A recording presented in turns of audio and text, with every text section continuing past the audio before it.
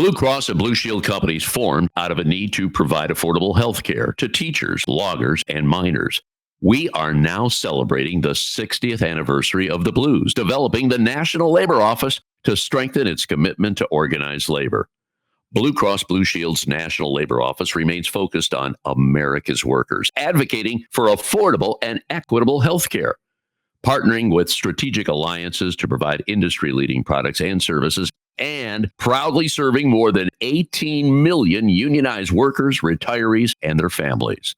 Working hard for America's working families, for the health of America. Learn more by following them at Blue Labor on LinkedIn and X, formerly known as Twitter. And remember, you can check us out on Facebook or follow us on X, formerly known as Twitter. That would be AWF Union Podcast, AWF Union Podcast. We are continuing our series, Labor 131. Today is the 131st anniversary of Labor Day. Labor Day, created as a national holiday when Grover Cleveland was president, going back to 1894. And joining us today is Donna Haverty-Stacke. Donna is a professor of history at Hunter College, City University in New York, author of America's Forgotten Holiday, May Day and Nationalism. And this is going to be a fun conversation because we hear about May Day celebrations. Not so much anymore in the United States. Things have changed, but we're going to go way back in history here, back to May 1st, 1886, and how May Day evolved. Donna, welcome to America's Workforce. Thanks for joining us today. Before we get into that history, talk to me a little bit more about yourself. I see you published several articles, one involving the FBI and the Teamsters. I see you're working on a history about women in prison, focusing on coerced labor. Oh boy, there's a show in itself right there. So Thanks for joining. How did you get into this line of work? Let's start right there, if you will. Go ahead. Thank you. Sure. It was a little bit of a roundabout way. When I was in graduate school, I was originally focusing more on cultural history, which led me into some of the work on May Day, focusing on popular political culture, parades, and the way that Americans define themselves in civic life. And that getting into the May Day story got me into labor history. And I sort of took off from there. Exploring the history of May Day made me interested in the Trotskyists because they were somewhat minor players in my narrative of May Day. And I wanted to explore what happened to them in the prosecution under the Smith Act, which brought me into the FBI stuff. They were a big part of that prosecution, infiltrating the local, and that from there got me interested in some of those questions about criminal justice. And Grace Carlson, who was one of the Trotskyists who was prosecuted under the Smith Act. I wrote a biography of her, and then that got me interested in Alderson Prison, and that's where I ended up now doing a deep dive into the history of women prisoners and the way they struggled to survive in that prison. And more recently, I'm working on a small piece on the coerced labor at the prison, and found some interesting stuff about a walkout and a sit-down strike in the prison in 1936. So this is the latest stuff that hasn't really come out yet. You're getting a sneak peek. So there's a logic there. It might not, at least there's a logic to me. Well, you know what's interesting about a historian, and I've found this to be a common thread in some of these podcasts. It's like going down the rabbit hole. Yes. Yeah. Once you start, you learn something, and you go, oh my God. And then when you learn about that, you learn about something else. Yes. And it just one thing leads to the next, to the next, to the next. I get that whole thing. Exactly. Well, let's talk about how May Day evolved. And let's go back to the 1880s. And that's when unions, a lot of workers, I'm just mentioning Labor Day was created as a national holiday not too much after May Day. That was in 1894. But take me back to 1886. Right, sure. And maybe you could paint a picture of what was going on in America at that time. You're talking robber barons there. You're Right. talking workers, I mean, who were killed on the Exactly. job on a daily basis. So obviously, Exactly. there were some people that were pretty pissed off. They needed a union. So take me back to that time. Right. Right. Yeah, absolutely. Exactly. I mean, basically, it's the context of the second industrial revolution, the real intensification of mechanization, dangerous working conditions, as you mentioned, introduction of new machinery with no workplace safety protections. It was let's just experiment and see how fast we can run this, how much we can squeeze out, and if workers die, well, that's we're learning the learning curve, right? Workers resisted this, and one of the main rallying points became shorter hours because under those conditions, the harder work, the heavier work, the more dangerous work, working a 12-hour day was becoming untenable. It wasn't ever ideal, but in the early 19th century, the push was for the 10-hour day. In the wake of the first industrial revolution, with the early introductions of machines and the breaking down of the artisanal system, but prior to that, when the workers could set their own pace, when they were learning the trade, when they had a workshop culture where they could take lots of breaks and drink beer and read the newspaper, hours were not an issue. It was when you had the increased mechanization and managerial control of the workplace that hours became the leading issue. And so the push on May 1st, 1886, the first May Day demonstration, which was in the United States, was for the 8-hour day.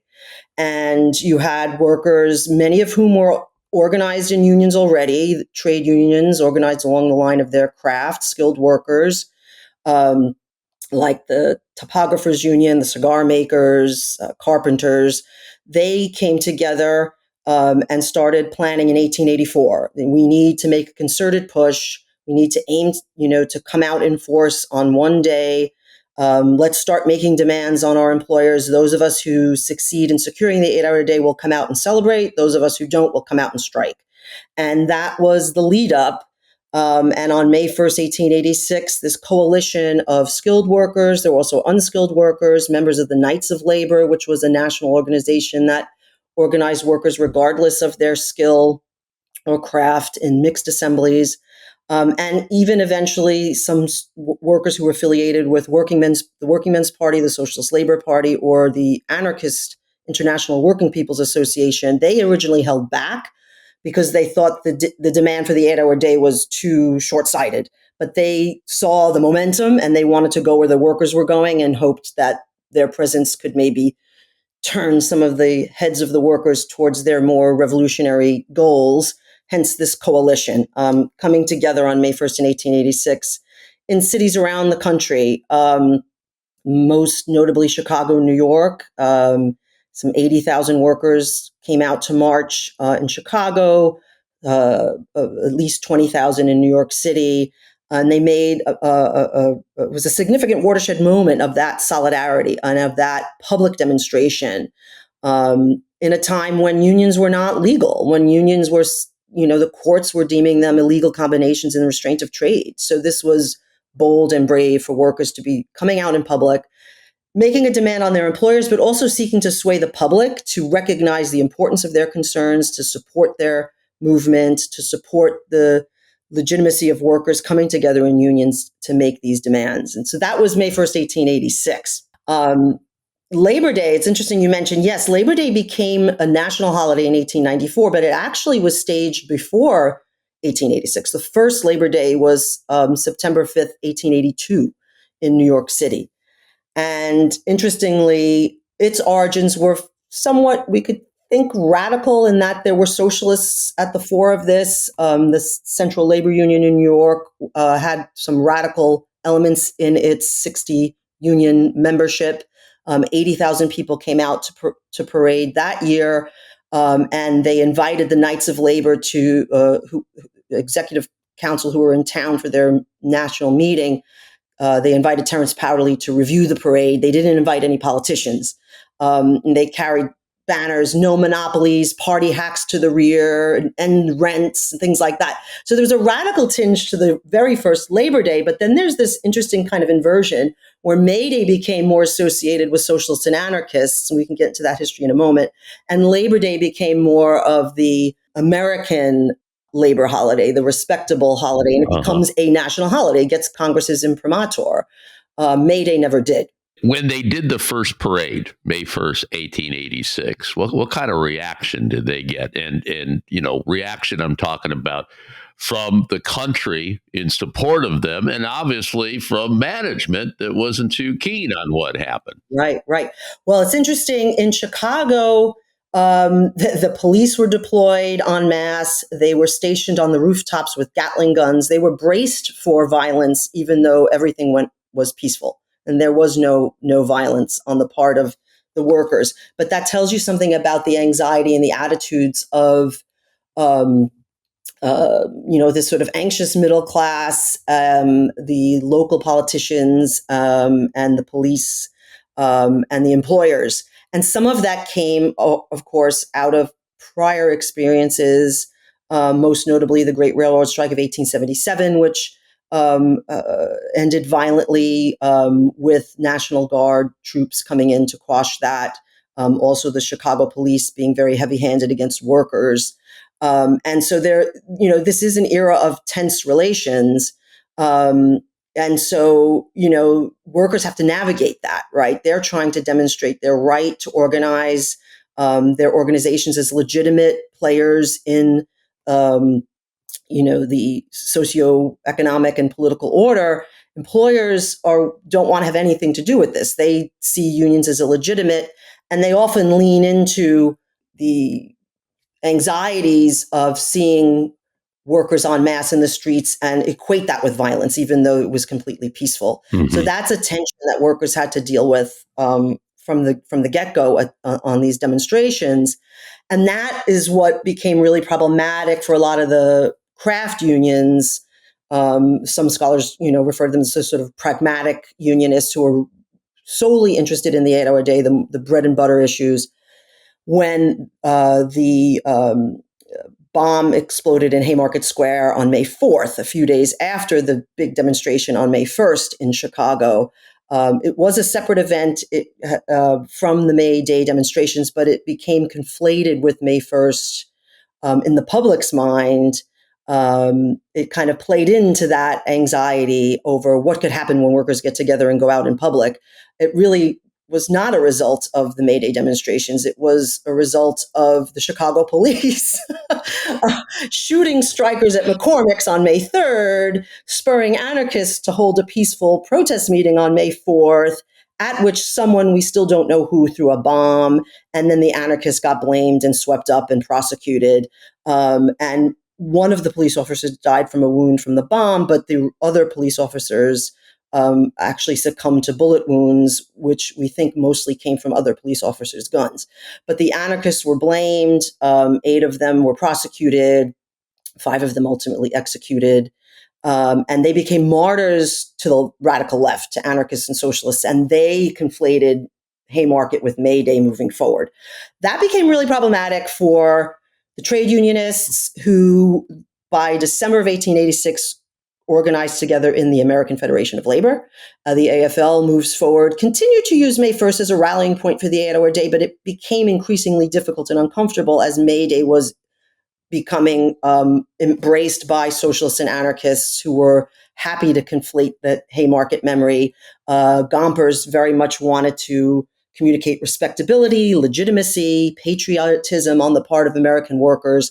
And so by 1903, the AFL votes down a resolution to support May Day. It doesn't mean that rank and file members don't turn out on May 1st. AFL members don't turn out on May Day anymore. It's just officially the AFL is not supporting it, and the AFL-affiliated unions are not supposed to be supporting it. But there's that complexity at the grassroots level of workers' identification and what they're doing. Yeah.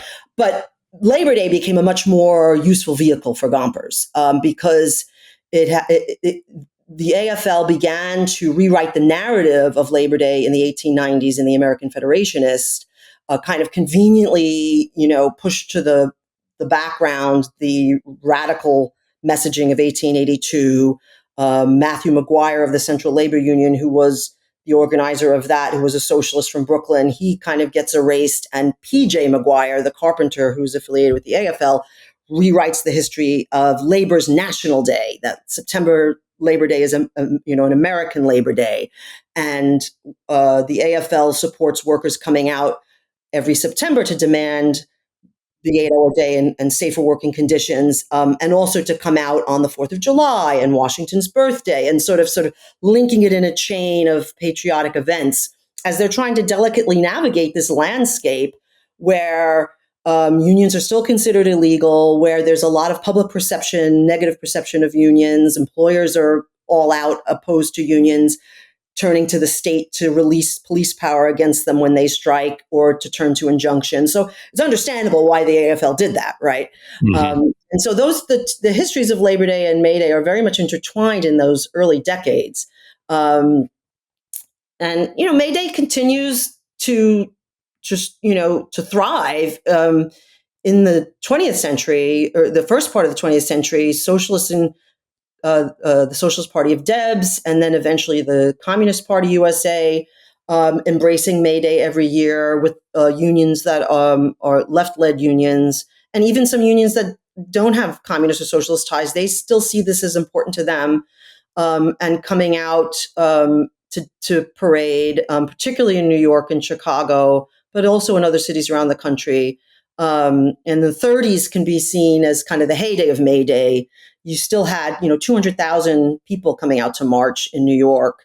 And there, the push for labor rights, but other concerns, anti-fascism, pro-civil rights, you see that kind of messaging on May Day, whereas less so on Labor Day. Labor Day remains more focused on the demands for the bread and butter gains. So the two holidays have a long, long history.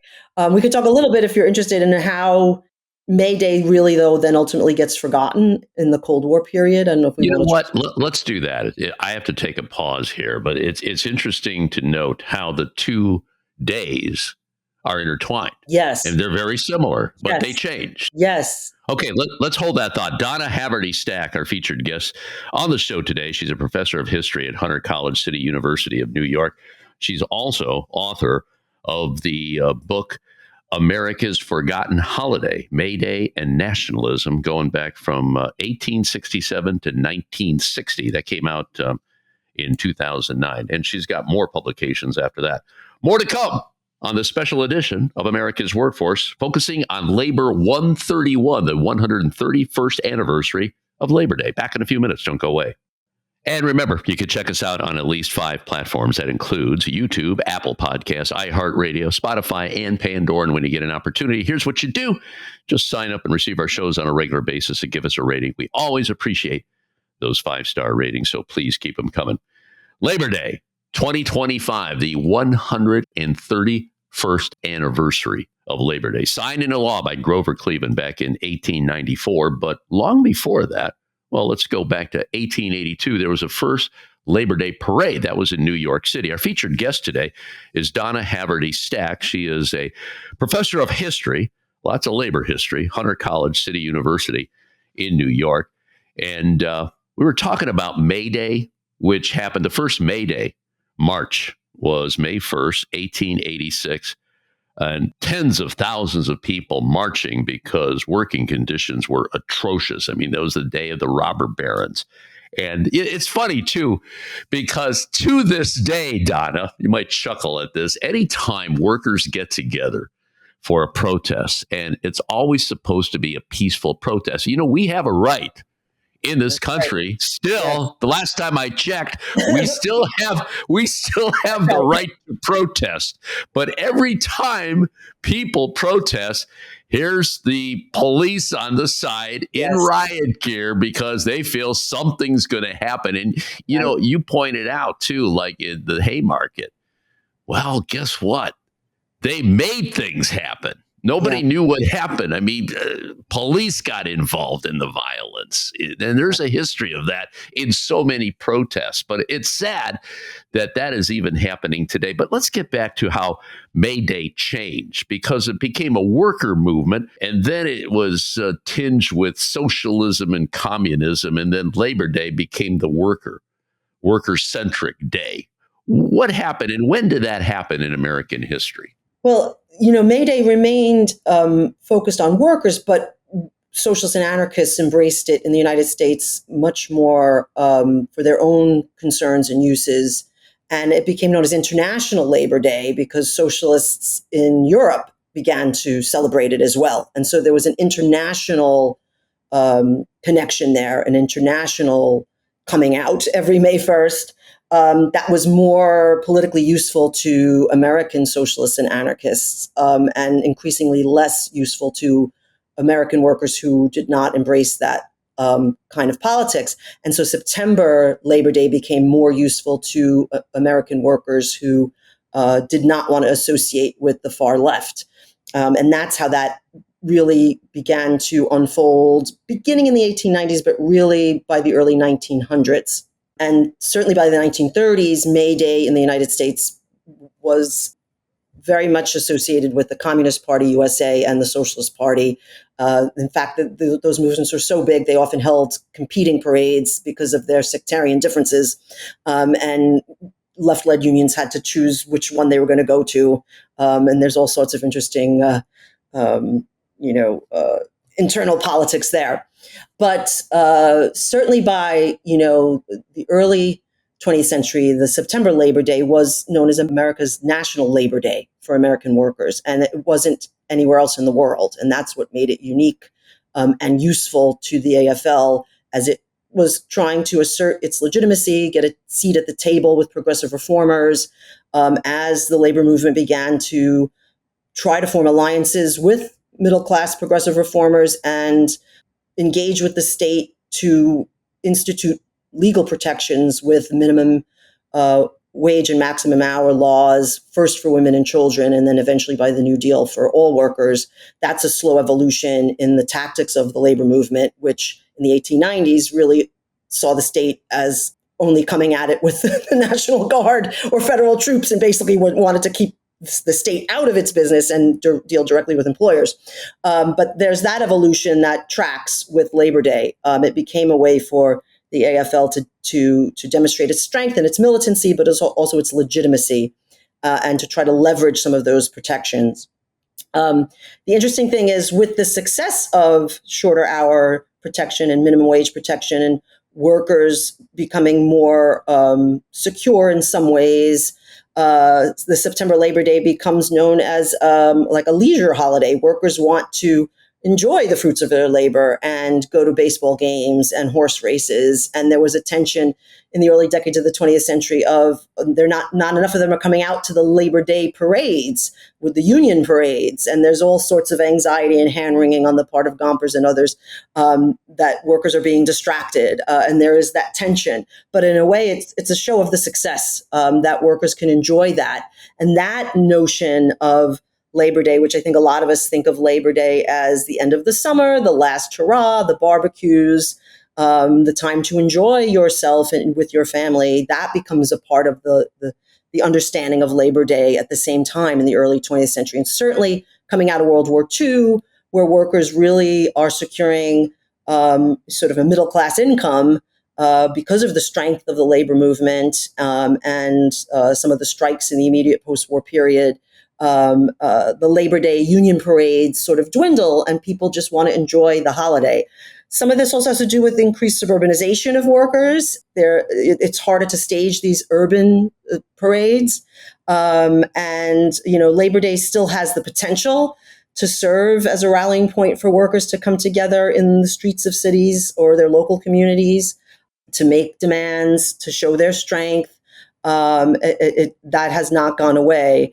May Day took an interesting turn coming out of World War II as we go into the Cold War era, because it then easily was red-baited and marginalized, in part by some workers themselves as they purged their own unions of communists, in the late 40s, but also by other groups who didn't want the America's streets, dominated by communists. They wanted to march the communists off the streets. So the Veterans of Foreign Wars, the American Legion, different religious organizations staged Loyalty Day or Law Day, these competing events.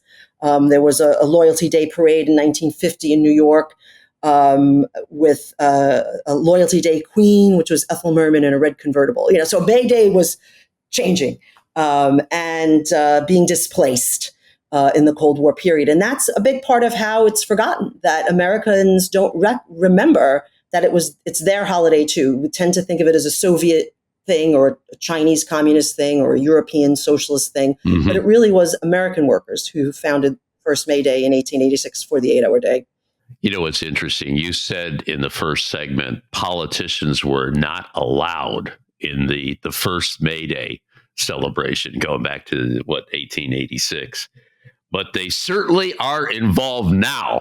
I mean, when they see a crowd. Yeah, actually, it was the first Labor Day march in 1882, and that's really ironic because, Labor Day became a day for politicians to come to the labor vote. Every Democratic candidate started their campaign on Labor Day in Cadillac Square from the 40s through the 60s and even beyond, right? Now the calendar for campaigning has gotten so much longer. Can't even imagine waiting to start till Labor Day. Wouldn't that be great? Wouldn't that be great? Not having to deal, but no. And so you're right. It has, and that shows again the shift in the relationship between unions and politics, unions and the state. Yeah. First, it was stay out of it, and then it was no, come to us and earn our vote, right? And so that can be useful too. Still. Donna, you're awesome. Thank you so much. You really are a good researcher. I'm telling you, brought a lot to the table today. I appreciate it. Donna Haverty-Stacke. She's a professor of history at Hunter College City University of New York. How May Day and Labor Day are intertwined. Maybe not so much anymore, but there's a deep history on that. Thank you so much for sharing all that information with our listeners. Okay? Thanks so much. Thanks for having me. All right, we're going to take a quick break. When we come back, Mike Knisely, president of the Ohio State Building Trades, calling it quits, his story, and what he accomplished in the state of Ohio right after this on this Labor Day edition of America's Workforce.